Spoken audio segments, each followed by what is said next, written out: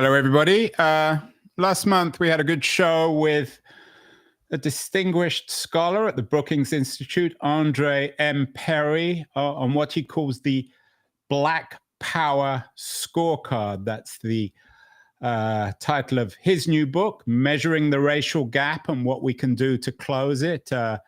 Perry is a senior fellow at Brookings at the Center for Community Uplift. And actually, his conclusion in Black Power Scorecard was reasonably optimistic. He thinks that the African-American community is actually doing reasonably well, and the racial gap is actually much less wide than some people think. My guest today has some strong feelings on this too. Some of you will know him from his Wall Street Journal writing. Jason L. Riley is an opinion columnist there. He has many books, and his latest book is The Affirmative Action Myth. It's out this week. It's already a bestseller on Amazon, and I'm thrilled that Jason Riley is joining us from his home in New York City. Jason, I'm not sure if you've had a chance to look at Andre Perry's book, but in terms of this metaphor, shall we say, of a Black Power scorecard, where are we with the racial gap in America in 2025?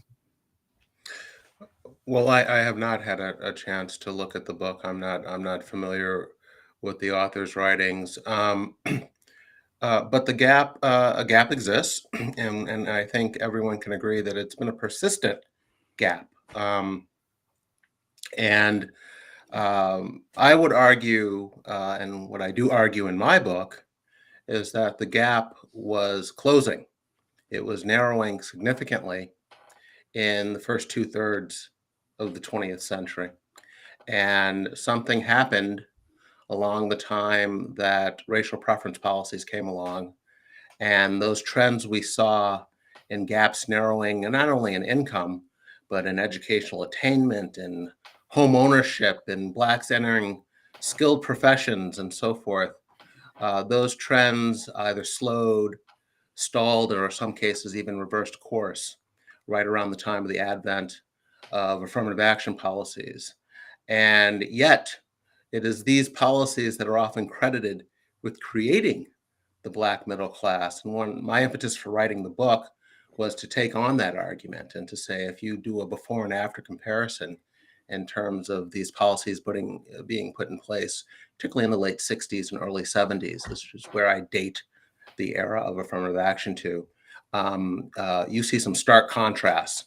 And you also see that narrative that has been put forward as racial preferences being the key to Black upward mobility do not hold up to scrutiny. You say that narrative is put forward. Who are the people putting it forward? Is there an affirmative action committee, a consensus, an ideology here? Where is it coming from, this thesis that you say isn't true? All of the above. I mean, if you go back to the Supreme Court decision in 2023, which was the real impetus for me writing the book, it was the chatter around that decision. The Supreme Court ruled in 2023 in a case concerning race-based admissions at Harvard University that racial preferences were in fact unconstitutional, that they violated the Equal Protection Clause of the 14th Amendment. And there was all of this doomsaying in the commentary, elite commentary in the press and the media and academia on the political left, that if the court struck down these racial preferences, it would decimate the Black middle class, that there would be no more upward mobility, that college campuses, particularly elite college campuses, would be whitewashed. And some of the reactions I cite in the book, I mean, from Barack Obama on down, and you don't get more elitist in terms of Black elites, at least, than Barack Obama. And he was out there early denouncing the decision, along with Michelle Obama, his wife, both Harvard graduates, by the way. And you saw it from many Black elites in the media, in academia, they are the ones who have been pushing these racial preference policies. And then there's a very simple explanation for that. They are the ones who have benefited the most from these policies. If you look at, even though affirmative action has been sold in the name of helping the Black poor and the Black underclass, it has been the Black middle class and upper income Blacks who have been the main beneficiaries of these policies. One of the things I've often wondered, Jason, is whether, and maybe I'm going to ask this question now, and then maybe we'll go back to some of the more concrete elements in the history of affirmative action. But whether beneficiaries of affirmative action know it or not, because if you're Black and you're admitted to Harvard, you just get the admission letter. You have no idea of whether you've been admitted through quote unquote affirmative action or whether you would have got in without it. So when you say these people are promoting this because they're the beneficiaries, how do they know they're the beneficiaries? Well, we can talk about that in two areas. One could be education and one could be the labor market. So you can look at data from, say, the late 1960s when these policies were being put in place, through, say, the first quarter century of affirmative action, through the early 1990s. So the top Black earners, people in the top 20% of the income distribution, for example, who are Black, saw their share of income over that 25-year period increase at about the same rate as their white counterparts in the top 20%. But among the lowest income Blacks, in the bottom 20%, they saw their share of income fall at more than double the rate of comparable whites. So that is one measure of who affirmative action policies benefited, or another way of putting it is who benefited in the era of affirmative action, or at least the first 25 years of affirmative action. So we'll come back to that, but before we do, it's a fascinating observation, and you know better than I do how controversial this stuff is. It's the third rail in American politics. You have a narrative in the affirmative action myth which suggests that throughout much of the 20th century, African Americans were actually doing reasonably well before the onset of affirmative action. What are the dates? Because my understanding, again, I'm not a scholar of American history, was this the case in Jim Crow America? Well, the phrase reasonably well is yours. It's not mine. I can tell you with data on my side that they were not only making absolute gains at faster rates than they have made in the era of affirmative action, they were gaining on white people. So Blacks were increasing the years of schooling, for example, home ownership rates, income levels, not only, again, in absolute terms, but relative to whites. In other words, the gap was narrowing. Both groups were improving, but Blacks were improving faster in the pre-affirmative action era than they would be in the era of affirmative action. And education is another way we could measure what I'm saying, and with some empirical evidence. So you saw Black college completion rates rising at a much faster clip than white college completion rates going back to the 50s and 60s. And then somewhere around 1970, this trend stalls. And I mean it really stalls, because according to Robert Putnam's data at Harvard, Black college completion rates today are where they were in 1970 after 50 odd years of affirmative action. So Black poverty rates would be another example. Between 1940 and 1960, Black poverty rates in this country fell from 87% to 47%, a 40 percentage point drop. That is not only before affirmative action or DEI policies or what have you, it's before the Civil Rights Act of 1964. It's before the Voting Rights Act of 1965. It's before Blacks had any kind of real political power in this country in terms of Black mayors running large cities with lots of Black people in them, like you would have in the 70s and the 80s. So again, these policies are credited with creating a Black middle class that in fact already existed before affirmative action. And if anything, that Black upward mobility, the rate of Black upward mobility has slowed in the era of affirmative action. We've done shows in the past, Jason, on a lot of shows on African American intellectual history. We did one specifically on this ongoing debate between Booker T. Washington, Frederick Du Bois, on how African Americans should become American and educate themselves and become wealthier. Is your argument out of the Booker T school, when you think back to the argument that they were having, is yours something different? Not really. I think Booker T. Washington was onto something. So was Frederick Douglass.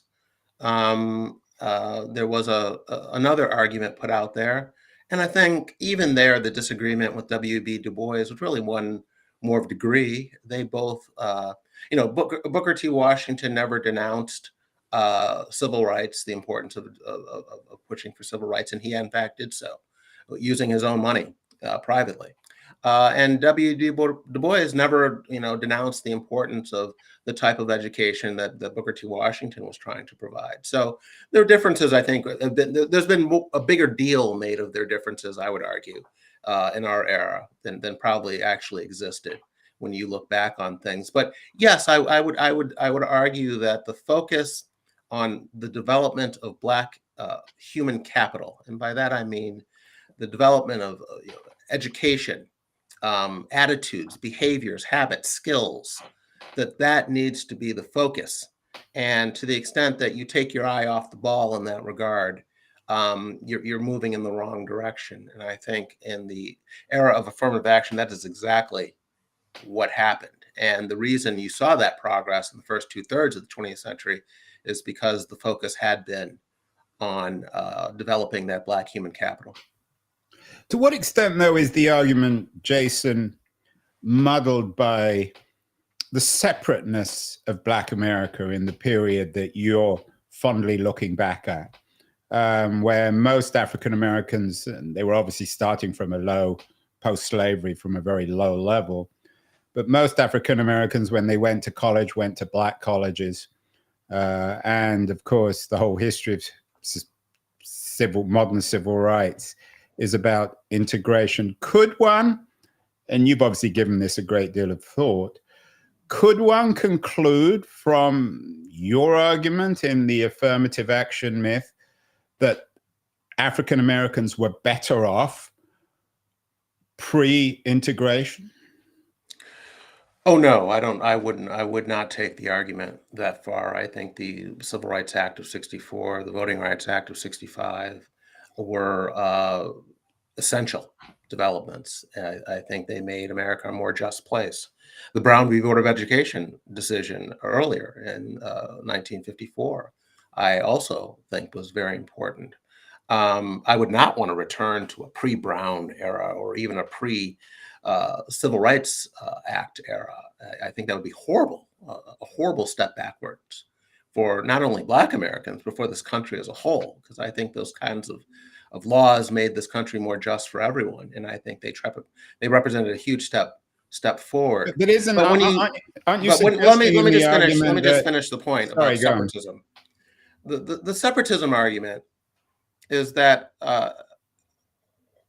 and you mentioned Black colleges. Not only did Black colleges used to produce nearly all of the Black leadership, they still punch well above their weight when it comes to producing the Black professional class.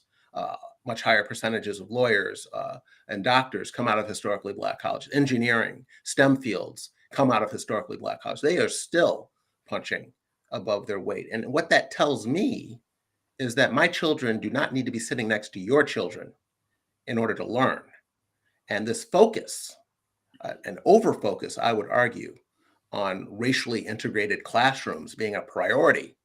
In other words, the racial makeup of the classroom being more important than whether anyone is learning anything in that class, I think has been a huge mistake and taken us down a rabbit hole that is just ridiculously harmful to our young people today.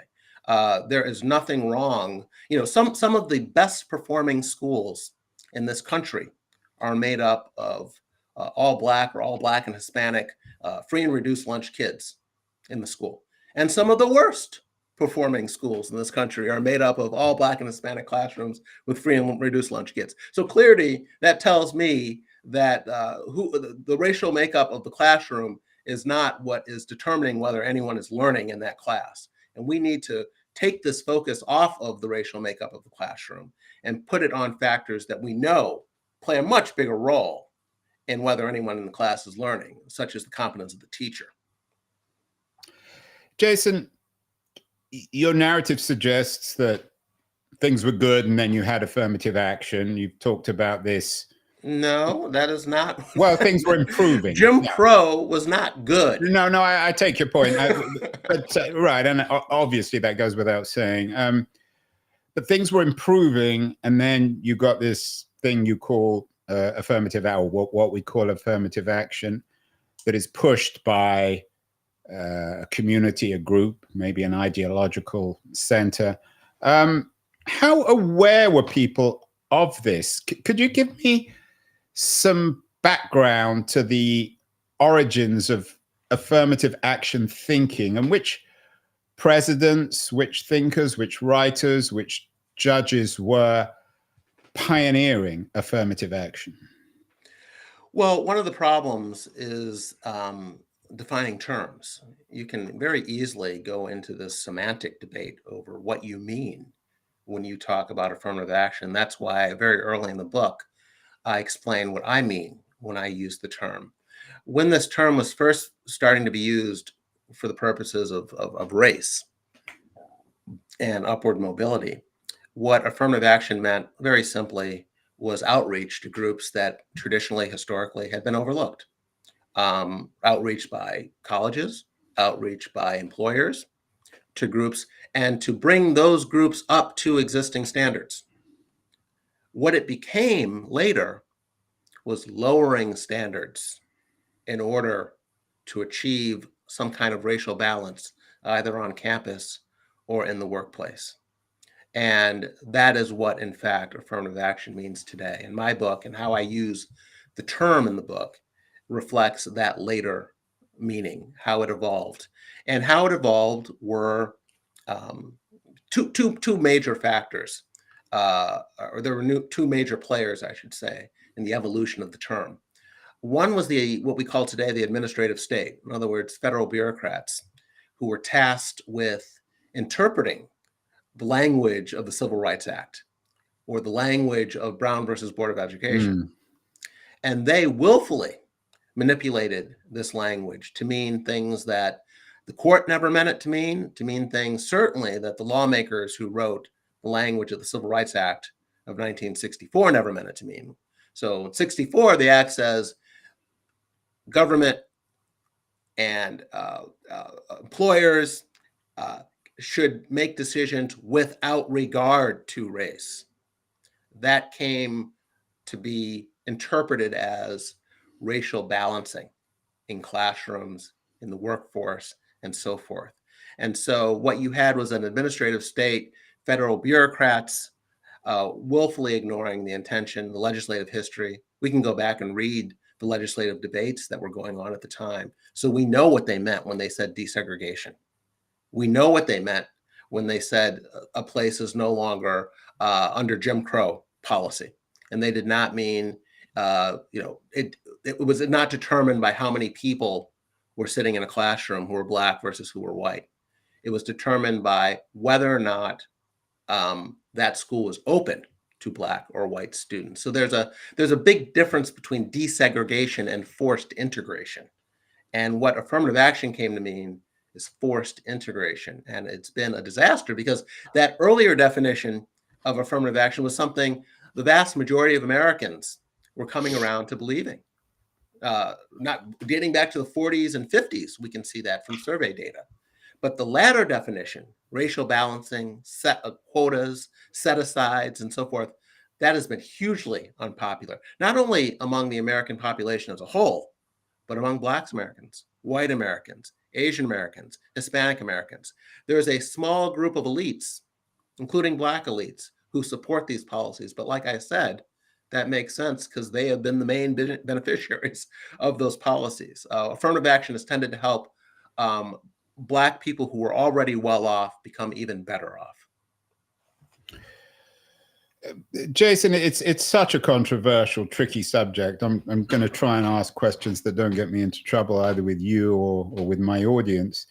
But I still, you've written about in your Wall Street and in your Wall Street column what you call the tragedy of affirmative action, and that seems to be the core thesis in the book. But why exactly? I'm still not entirely clear why it's a tragedy. I take your point, perhaps, that a Black kid could have gone to an all-Black college rather than Harvard, and they went to Harvard and they did well, and they might have done slightly better had they stayed at well that's the tragedy, what you just said. But they didn't go to Harvard and do well. Let me finish. They didn't go to Harvard and do well. But let me finish your question. I don't understand. I can see your argument, but why is it tragic? Tragic is catastrophic. So what? Oh, I'll explain what I mean in the education setting, since that's the example you used. I mentioned college completion rates increasing at a faster rate than white college completion rates in the 50s and the 60s, and then stalling out in 1970. We have fewer Black college graduates, I would argue, as a result of these policies than we would have had in the absence of these policies. To me, that is a tragedy. And here's another reason it's a tragedy. You know, before the Supreme Court ruled in 2023, there were a number of states who had already gone down this road. They'd already banned race-based preferences. California had done it back in the mid-90s. Texas had done it. Florida had done it. Michigan had done it. Arizona. So large, diverse states had already gone down this path before the Supreme Court spoke back in 2023. And so we have some natural experiments out there in terms of what would happen. In California, after the ban was passed in the mid-90s, you saw a reduction in Black enrollment at the most selective schools in the University of California system, UCLA and Berkeley. But what you also saw was an increase in Black enrollment throughout the University of California system as a whole, at UC Riverside, UC Santa Cruz, UC Santa Barbara, and so forth. And not only did you see an overall increase in Black enrollment, and this is the key point, you saw an increase, a huge increase in Black graduation rates. At Berkeley in the 1980s, something like 2/3 of the Black students enrolled didn't finish. After they banned affirmative action in college admissions, more Black kids were going to schools where they thrived in the discipline of their choosing. They graduated, not only graduated at higher rates, they graduated with higher GPAs. They graduated from more difficult fields, such as the STEM fields, science, math, engineering, and so forth. The bottom line is that a policy that had been put in place to increase the ranks of the Black middle class had in practice reduced the number of Black doctors and lawyers and engineers and scientists that we would have had in the absence of this policy. That is tragic, in my view. And the other reason it's tragic is because many of the schools that are doing this, these elite schools that are admitting Black children with lower standards so that their college, the quad, the kids who matriculate at the school, the college catalog looks like America, looks balanced. For cosmetic reasons, these kids are being admitted. These are kids that typically at these elite schools that are admitting them have SAT scores that are well above the national average for Black or white kids. So their kids, their scores just aren't as high as their peers at these schools.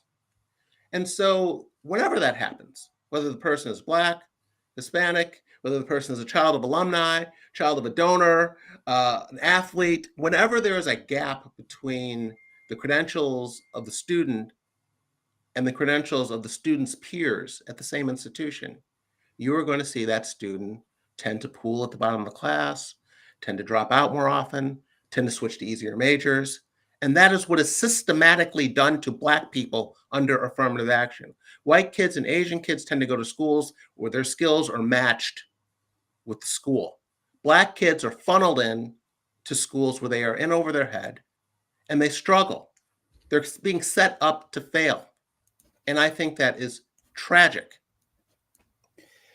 Yeah, it is tragic. Although, I mean, I'm not sure if the whole argument should be about schools, but these schools aren't operating on a level playing field. A lot of the kids who end up at Harvard are children of alumni who don't score particularly well. Is the same happening with them?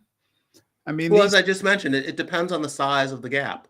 If Harvard admitted left-handed redheads with SAT scores that were 300 points below the average at Harvard, you would see left-handed redheads pooling at the bottom of the class. You would see left-handed redheads dropping out at higher rates. You would see left-handed redheads switching to easier majors. We discuss affirmative action in terms of race, but the mismatch theory, which is one of the problems I have with affirmative action, applies regardless of race. It has to do with whether that entering student has the skills that match those of the students around him. And the reason is because professors tend to teach to the middle of the class. So it's about the pace at which these subjects are taught. And some kids can keep up and some kids cannot. And we know that SAT scores and grade point averages and class rank are a very good predictor of how that student will do the first year at an institution. And so when you are admitting a student who's 300 points behind on the SAT, that student's going to have problems. I'll give you an example. There was a study done of MIT students some years ago, and Black students at MIT scored in the 90th percentile on the math portion of the SAT of all students of all colors throughout the country. But they were in the 10th percentile among their peers at MIT. So a kid that would have been hitting it out of the park at a less selective institution was struggling at MIT. I mean, what is the point of flunking out of Michigan instead of graduating from Michigan State? I mean, I don't see the point in that. And that is what affirmative action has been doing. So the tragedy in your mind is that a Black kid will benefit probably unknowingly from the system, get into Michigan, Berkeley, Stanford, Harvard, not be able to compete because they don't have, and correct me if I'm using the wrong language, the skill set to succeed, and they'll drop out and they'd be better off going to Michigan State or a state university in California. You can't generalize about all Black people that way. In other words, at these schools, these selective schools, some of the Black kids who get in do meet the standard of the average student at the school. There just aren't enough of them to satisfy the racial balance quotas that these schools ideally have, the aesthetic of having the right racial balance on campus. There aren't enough of these Black kids to sprinkle around to all these selective schools. And that's why they are lowering their standards to admit additional people of color in order to meet this aesthetic ideal that they have. There was a study of Black freshmen at Duke University, a very selective institution. And what it showed was that Black male students, around 75% of them, told the pollsters that they wanted to study in either economics or one of the natural sciences as freshmen. 75%. But only about 35% ended up getting a degree in that field. So you're talking about a 30-something point attrition rate. Among white students who said they wanted to major, a 4% attrition rate. And when the economists who did the study broke down the data, what explained that gap in attrition rates was whether that Black student had been admitted under affirmative action policies or was a Black student who had been admitted under regular standard policies. Those Black students admitted to Duke who met the same criteria as the other kids at Duke did fine and went on and majored in the STEM field or in economics. It was those Black kids admitted to Duke who did not meet those credentials that accounted entirely for that huge attrition rate. And that's what I mean about setting up kids to fail. Those kids could have, instead of going to Duke, probably could have gone to, North Carolina State and did just fine and majored, and they'd be engineers today or doctors, what have you, but they were funneled into Duke for window dressing. And that did not do them any favors. Duke gets to sport Black faces on campus, and it gets to make sure their college catalog looks great and diverse and use that for recruiting. It benefits Duke reputationally, but what are you doing for the students? And that's why I think that's my problem with these affirmative action policies, particularly in higher education. So you're concerned, as we all are, with the students. You say, what are we doing for the students? Is there another way of thinking of this, Jason, given that you've acknowledged that maybe some of the thinking, at least behind affirmative action, is well-meaning? The problem is that there needs to be more affirmative action, not less. So let's take your MIT or Duke case, recognizing that affirmative action has created situations where some kids are going to, quote unquote, struggle. Why not invest more in infrastructure and support so that these kids will succeed? Why is it so important to you that these kids go to MIT or Duke? Why can't they go to schools just like white kids go to schools where they meet the standards of the average person at the school and go on? It's not Yale or jail, as the old saying used to go. You can live a very productive life graduating from Michigan State.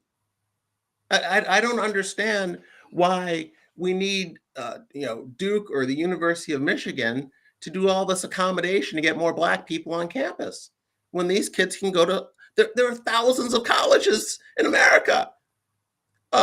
Historically, Black colleges do an excellent job of turning out Black engineers and doctors and lawyers. What is the problem with these kids going to these schools? So what's the thinking why do they behind need to be on Harvard's I've asked campus? you that before. You've suggested that there is somehow a self-interested elite that's promoting this, but is some of the thinking behind it, would you acknowledge, even if it's wrong, is it well-meaning to create a more integrated, racially, culturally America? At what cost? And who pays the price for this integrated campus that you think is so important to learning? I'm not. I say you. I mean, I'm using you as an argument. example, but people who share the point of view you were expressing there. I mean, again, what is the goal here? What is the goal? And there are thousands of colleges in this country. Many of them do an excellent job of educating the people who come there, who meet the credentials of the average person at that institution. And then you have this group of elite schools that have decided we want to lower our standards to get the right racial mix on campus. And we care much more about what the freshman class looks like than who actually graduates. And I think that's a tragedy. I think it's wrong. The Supreme Court has told us it's unconstitutional, but I think it's wrong. It doesn't work. And to say that we need more affirmative action, these policies have been in place for a half century. How much more time should we give them to work? They don't work. And I'd argue they're counterproductive. Not only do they don't work. So no, I think good riddance to them. I mean, I don't want to speak on behalf of people who strongly believe in affirmative action, but my sense is their goal is a colorblind society where Blacks and whites and browns and yellows do the same. You don't practice affirmative action. Affirmative action are racial preferences, explicit racial preferences. Racial preferences get you to a colorblind society? Really? Well, that's that's the Martin Luther King contradiction. wanted But the colorblind goal society. is colorblind. No. Colorblind has become a dirty word on the political left in America. You say colorblind in the wrong circles, you get run out of the room. You get your head handed to you. Colorblind is again, it's a dirty word. You are not supposed to talk about color blindness in America if you're in certain political circles. That whole Dr. King ideal of color, but that has gone completely out the window. These folks are not interested in color blindness. If you are interested in color blindness, you don't name your organization Black Lives Matter and then get mad when people say all lives matter. So what matters for them? Only black lives? You suggesting that they're the racist? I'm not calling anyone a racist. I'm saying that racial preferences do not lead to Black upward mobility. And I'm interested in policies that lead to Black upward mobility. And the reality, based on history and the data I lay out in the book, is that Blacks have advanced at far faster rates when the goal is colorblindness instead of racial preferences. And I think that you can make an empirical case for that. And that's what I've tried to lay out in the book. Jason, and I'm guessing you have very strong feelings on this front too. We've done lots of shows on the case for reparations, one with David Montero, another with Joel Edward Goza. You probably know some of these writers, a third with Baynard Woods, who has his own autobiography of whiteness. Is the case for reparations just a kind of, in your mind at least, an absurd extension of the affirmative action myth? By and large, yes, I believe it is on a number of levels. Just as a practical matter, most white people in America today trace their ancestry to people who came here after the Civil War. So the reparationists are really saying they want white people who aren't even descendants of slave owners to pay reparations to Black people who were never slaves.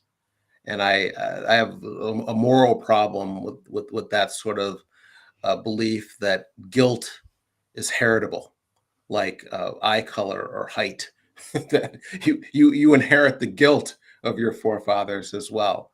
And so yeah, I don't. So on that ground alone, I would be an opponent of racial preferences. There's also an issue of what pragmatically racial preferences amounts to. And what it really amounts to is just another huge wealth redistribution scheme. And we've tried that before in this country. If you could solve income inequality by the government sending out checks to poor people, we would have solved it a long time ago. We're pretty good at sending out checks to people. We've had Great Society programs. The government spent trillions of dollars redistributing wealth. It hasn't solved inequality. It hasn't solved poverty. So why would reparations work any better than these previous efforts? So on many grounds, I would be opposed to reparations. And we're an increasingly pluralistic society. Multicultural, multi-ethnic, and the idea that the government would indulge this sort of racial grievance industry, which I think reparations is part of, I think would only divide us further. People like to say America's strength is its diversity. I don't buy that argument at all. I think our strength has been our ability to overcome our racial and ethnic diversity, to look past it and focus on what unites us. That is our strength as a country. And many countries have not been able to do that. As you probably know, the world over, there are plenty of places where there are multiracial, multi-ethnic societies that are each other's necks. And we've largely avoided a lot of that in this country, particularly since the Civil War. And it's by, I think, focusing on what unites us, the colorblind principle, in fact. And so I think reparations takes us down the wrong path. But America is not necessarily only racially, but on lots of levels, an increasingly inegalitarian place, isn't it? In what sense? In economic terms. Is this a sort of rich getting richer, poor getting poorer argument? Yes. Is that not true? Well, if you believe it's true, then the data I laid out on affirmative action, helping better off blacks outrun poorer blacks, should make you an opponent of affirmative action. You're just feeding the problem. But no, I don't buy the argument. You can play around with the numbers on that. I mean, people who want to highlight income inequality use household income typically. People who want to downplay it use per capita income. I kind of prefer per capita income, not because I want to downplay it, but because households can vary in size, whereas one person is always one person. And when you look at earnings over time among individuals per capita, I think you still see a lot of upward mobility in America. So I'm not as concerned. What I've always been concerned with is not how much richer rich people are than poor people per se. What concerns me is mobility in between income brackets and whether that is something that continues. And in my reading of the data, that is something that continues in this country. So I don't spend a lot of time worrying about the rich getting richer per se. So you think if America in 2025, as it has done, can get rid of affirmative action, things should work out pretty well for everybody? No, what I'm saying is that historically, Black people have advanced at a faster pace when the focus was on colorblind policies and not on racial preferences. And so I expect Blacks to do better under colorblind policies, under a regime that does not include racial preferences, better in terms of educational outcomes, better in terms of workplace outcomes, jobs, income, and so forth, under policies that do not involve racial preferences. And I also think that the absence of those policies are good for the country as a whole in terms of tampering down racial divisiveness and grievance and all the rest. So I just think in a multiracial, multi-ethnic society, to have policies that favor one group over another is extremely counterproductive. Well, there you have it. Very interesting, controversial. The affirmative action myth. It's on sale now, as I said. It's a bestseller. Why Blacks Don't Need Racial Preferences to Succeed. Some people will strongly agree, I think, with Jason Riley. Others will strongly disagree, but he's not shy to make his case. Jason, thank you so much for appearing on the show. Very interesting debate, and it's one that certainly isn't going away without with or without any legal changes. So thank you again, and best of luck.